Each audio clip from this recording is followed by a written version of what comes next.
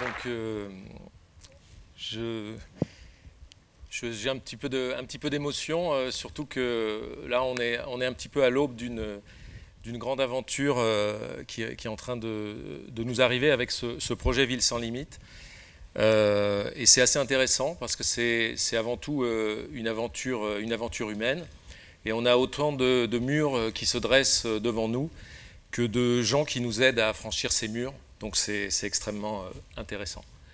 Donc la question qu'on se pose, on est architecte urbaniste et on essaye de poser cette question. Ça y est, j'ai trouvé l'écran. Ok, ça marche. Et normalement, il y a un petit peu de son là, mais je ne sais pas si le son fonctionne. Ouais. Je ne sais pas, il n'y a pas de... Pourquoi le son ne marche pas? Il a marché. Voilà. Donc on essaye de construire des outils qui permettraient en fait à grande échelle de donner la capacité aux différentes personnes de participer réellement, concrètement à l'élaboration de leurs environnements. Ce qui s'est passé, c'est que dans les études, je dirais que j'ai faites, la ville était vue quand même comme quelque chose où on parlait assez peu des usages. C'était quelque chose de très désincarné. Et pour vous expliquer la façon dont je réfléchis, et peut-être le thème aussi avec le rapport avec le thème de Lift cette année, c'est qu'on essaye d'être assez simple, voilà, dans la façon dont on réfléchit, même si on travaille sur un sujet complexe. Donc là, par exemple, sur la métropole parisienne, on a un problème que tout le monde connaît, on a un problème de ville-centre et de déséquilibre avec les banlieues. Et ça vient de l'histoire, ça vient de l'histoire de la France qui est très centralisée. Et ce problème, tout le monde le connaît. Le problème, c'est qu'on a un blocage politique et que quand on essaye de s'attaquer à ce problème comme on l'a fait, en partant en fait de la vie des personnes, c'est-à-dire des usages au sein de cette ville, et de se dire que les bassins de ville, l'endroit où les gens vivent, finalement est à cheval sur ce périphérique et qu'on pourrait très bien le faire disparaître, tout simplement, on se trouve face à une situation en fait qui ne fonctionne pas. Et du coup, on s'est demandé si le temps long dont on parle quand on parle des villes, si ce temps long était vraiment une réalité ou est-ce que c'était une façon de faire patienter en fait les personnes qui vivent dans les villes. Ça, c'est au Mexique, et on voit que la façon de construire les habitations très simples avec du métal et des remplissages en parpaing permet en quelques années de construire une ville. Ça permet également de la rendre beaucoup plus transformable que ce qu'on a en France en particulier avec le béton. Et ce qui m'intéresse, c'est ce qui se passe en bas de cette ville. C'est-à-dire, est-ce que réellement on peut construire des projets de vie différenciés? Est-ce qu'on peut bricoler? Est-ce qu'on peut rencontrer des gens qui sont intéressés par cette vie qui se construit en bas des tours? Et je crois que c'est très important quand on travaille sur les villes, et on a eu les deux interventions précédentes qui le montraient bien, et pour nous c'est très très important de penser aux personnes là qui sont dans leur voiture ou les personnes qui marchent sur la place. Là on est à Mexico, on est un samedi soir, et là, ce qui nous intéresse, c'est quelle est la capacité des personnes à organiser leur vie dans ces espaces urbains. Et il nous semble que c'est très important de construire aujourd'hui des outils qui vont permettre de réfléchir ensemble, de construire des villes en partageant les solutions. Mais pour ça, on a d'abord besoin de partager les évaluations. Et c'est très très difficile pour des systèmes aussi complexes que les villes d'arriver à partager des décisions. Et pour ça, on a été amené en fait à faire de la recherche. Et là, vous voyez simplement une partie de notre recherche, mais qui est un peu liée aussi à la démarche d'Amartya Sen sur la notion de capacité. Comment est-ce qu'on construit la confiance dans un système d'évaluation? Et comment est-ce qu'on peut dire qu'on va réfléchir, qu'on va faire de l'intelligence collaborative si on n'a pas un langage commun et si on n'a pas des éléments, des indicateurs pour partager les décisions? Donc avant tout, il y a un problème que nous on perçoit pour faire cet urbanisme collaboratif, cet urbanisme ouvert. Il faut construire des systèmes d'évaluation. Et là, je vais vous montrer tout à l'heure un outil qu'on a développé, mais ce qui est bien important de comprendre, c'est que pour fonder ces outils, pour fonder la confiance sur ces outils, on a besoin en amont de créer de la confiance. Et sur ce thème de la radicalité, ça me paraît quand même très important de bien poser les éléments de base. La radicalité, c'est une prise de risque. C'est pas l'innovation. On peut y réfléchir d'une façon universitaire, mais avant tout, il y a une culture de la radicalité. Il y a un écosystème, il y a des gens qui se parlent, il y a des gens qui se soutiennent. Et si on veut changer les choses, il faut savoir aller au contact. Pour nous, cette radicalité, ça s'appelle l'urbadiversité. C'est-à-dire qu'aujourd'hui, on est confronté à une énorme tendance à la standardisation des environnements urbains qui sont portés par tous les grands groupes qui accueillent d'autres grands groupes, par exemple des commerces qui sont des commerces franchisés. Et l'urbadiversité est vraiment extrêmement difficile à faire exister. Et pourtant, ces ensembles urbains sont vraiment le lieu d'une dérive et d'une ségrégation extrêmement importante qui ne peut pas se limiter, je dirais, au fait que ces ensembles urbains consomment un peu moins d'énergie. C'est important, évidemment, mais les problèmes sont très différents. La question qu'on se pose, nous, encore une fois, qui est très, très basique, mais qui a pour but de remettre en cause les différentes façons de travailler, c'est que comment est-ce que la planète qui est en train de devenir urbaine devient un endroit où les personnes ont la capacité de développer des projets de vie avec une certaine liberté et de ne pas se robotiser. Donc je vais vous montrer très très vite le parcours qu'on a eu et ce qu'on porte comme vision et comment ce projet Ville sans limite en fait a été expérimenté. Alors d'abord il faut vraiment déconstruire les questions et encore une fois revenir aux fondamentaux. Et comme on se trouve quand on revient aux fondamentaux en totale contradiction avec ce qui se passe en ce moment en urbanisme, il ne faut pas hésiter à fabriquer donc des outils. Et c'est vrai qu'à chaque fois que j'ai essayé d'intervenir, c'est quand même assez difficile. Il y a beaucoup de résistance. Donc une première question qu'on nous avait posée, c'était de réfléchir aux bâtiments du futur.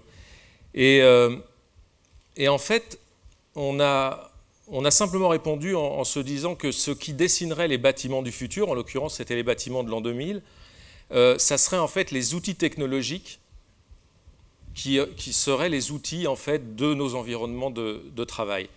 Et donc, au lieu de présenter un bâtiment en forme d'aile d'avion, un bâtiment ultra contemporain, on a essayé de chercher un objet électronique qui pour nous serait symbolique en fait de ce futur. Et donc on a dessiné une radio. Et alors évidemment on a perdu le concours puisque là on répondait à un concours, mais ce qui a été très particulier, c'est qu'un ami nous a conseillé d'envoyer les dessins et quelques textes sur cette radio à New York, et on a gagné un premier prix dans la revue ID. Ce premier prix a été vu par des gens à Londres, on a eu une couverture à Londres. Ensuite ça a été vu à Tokyo et on a été invité à Tokyo avec mon premier associé, donc Marcelo Julia, un Argentin. Et on s'est retrouvés comme ça à Tokyo, portés par une radio. Et là, on a rencontré des grands designers et architectes japonais qui nous ont aidés en fait à aller plus loin et à continuer dans cette radicalité. La technique est une couleur, c'est quelque chose qui m'inspire, je dirais, pratiquement de plus en plus, cette façon de voir les choses. Shiro Kuramata aussi, qui est la personne qui nous a invités avec son rapport très, très poétique aux éléments et aux matières. Et puis finalement, après ce voyage au Japon, là encore, assez étonnant, mais toujours à travers la radio, une personne qui était à ce moment directeur des Trois Suisses, président des Trois Suisses plutôt, qui avait des visions très particulières sur les environnements de travail, nous a invités à faire un concours qu'on a gagné, celui-là. Et donc on a construit un bâtiment qui s'est appelé donc la Cité numérique, qui finalement était une sorte de très très grande interface, puisque ce bâtiment à l'époque donc avait pour but de confronter en fait les photographes qui travaillaient en argentique avec les graphistes qui commençaient à travailler sur ordinateur. Et ce qui s'est passé, c'est que ce bâtiment en fait a été quelque chose qui était assez particulier. Bon, par exemple, il n'y avait pas de couloir, il y avait des lieux très très libres où des artistes s'installaient, où des équipes s'installaient. Et je crois que la vision de la ville qu'on a aujourd'hui sur une ville qui a un aspect chaotique et qui en même temps produit un chaos, je dirais, enrichissant par rapport à des environnements trop ordonnés qui sont, selon nous, létals. Ce premier bâtiment était très, très fondateur. Et aujourd'hui, ce qu'il faut bien voir, et ce que nous, on a un petit peu du mal à comprendre, c'est qu'on continue de faire de l'architecture et de l'urbanisme comme avant l'apparition d'Internet et de la planète connectée, alors que le monde a changé et qu'on est loin d'être dans un monde qui aurait deux faces, mais on est bien dans un monde qui a inventé une autre situation, et on se trouve donc au centre de ce monde qui a sa partie physique et sa partie digitale. Donc la ville aujourd'hui, c'est ça. Un architecte ou un urbaniste, quand il travaille, il est bien en train de travailler pour des gens qui habitent cette ville, donc des gens qui sont là au centre de cette ville. Donc nos matériaux ont changé, et surtout ce qui est très important évidemment, c'est que les habitants connectés ont une expérience et une facilité à parler et à réfléchir qui ne semble pas vraiment apparaître aux responsables des territoires. Ça, c'est une façon de représenter le monde tel qu'on le voit, avec en noir une vision satellite d'une ville existante, et en violet les sortes de mouvements d'essaims comme ça qui se forment, les mouvements sociaux qui sont dynamiques, qui bougent. Et finalement, on a une intrication extrêmement forte entre ces choses-là. Il me reste combien de temps? D'accord. Donc, le problème, c'est que, voilà, donc c'est ce que je disais, on a toujours une façon extrêmement linéaire, et les habitants d'une ville se retrouvent comme ça, destinataires de villes qu'on construit pour eux, avec beaucoup de mal quand même à intervenir. Donc on a les experts, on a le profane, et pour nous, on voit plutôt le rapport de force de cette façon. Et plus le rapport de force, en fait, est en train de s'inverser, plus les professionnels, en fait, dont je fais partie, et heureusement tous les professionnels ne sont pas des gens qui résistent en fait à l'avancement du monde et l'avancement tel qu'il est en train de se passer, mais quand même beaucoup de professionnels se durcissent et n'arrivent pas je dirais, à travailler avec toute cette capacité et tout le potentiel que nous propose aujourd'hui le monde contemporain. Bien évidemment, c'est un monde qui est dangereux, mais en même temps, on a des potentiels extrêmement importants. Donc, voilà un petit peu nos guides, en fait, la façon dont on travaille. Rester très, très fortement axé sur notre objectif, surtout être impatient, parce que quand on parle de la ville, quand on dit qu'il faut 20 ans pour faire une ligne de métro, ça veut dire que vous avez une génération qui ne va pas vivre de façon acceptable. et puis aussi avoir le droit de faire des essais, de faire des erreurs. Autre chose, chercher vraiment les innovations massives. On est en ville, on ne peut pas, selon nous, les écoquartiers sont des pistes extrêmement réduites parce que justement ils s'appellent quartiers. Voilà. Donc le sujet que je vais vous montrer, ce qu'on a présenté donc, à Futur en Scène, c'est une application qu'on a développée avec Ubisoft. Et ça, c'est simplement une image du prototype, mais qui permet en fait à des personnes en situation de mobilité, avec différents thèmes, avec 6 thèmes en fait, de modifier l'aspect visuel de leur quartier. Là, on était sur un prototype.